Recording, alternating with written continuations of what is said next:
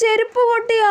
ചേടാ ആരെങ്കിലും കണ്ടോ എന്തോ? ആരും കണ്ടിട്ടില്ല, ഭാഗ്യം. അയ്യോ ഞാനിനി അങ്ങനെ വീട്ടിൽ പോവും. പൊട്ടിയ ഭാഗത്ത് പിന്നെടുത്ത് കുത്തിവെക്കാൻ പറ്റുമോ? ഇല്ല, മൊത്തം പൊട്ടിയേക്കുവാ. ഇവിടെ ഇപ്പൊ ആരുമില്ല. തൽക്കാലം എങ്ങനെയെങ്കിലും ഇവിടുന്ന് ഏന്തി വലിഞ്ഞ് ബസ് സ്റ്റോപ്പ് വരെ പോണം.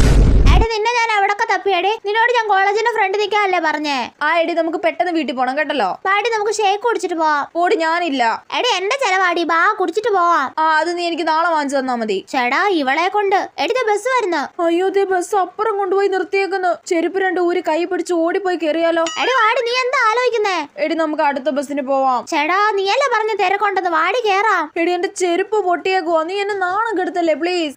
സ്റ്റോപ്പ് എത്തി കഴിയുമ്പോ പതുക്കെ ഇറങ്ങിയിട്ട് ആരും കാണാതെ മറ്റേ ഇടവഴി കൂടെ ചെരുപ്പും കൈപിടിച്ച് വീട്ടിലോട്ട് ഒറ്റ ഓട്ടം ഓടണം.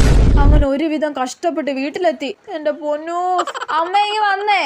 എന്താടി? അമ്മ എന്റെ ചെരുപ്പ് പൊട്ടി, എനിക്ക് പുതിയ ചെരുപ്പ് വാങ്ങിച്ചതാ.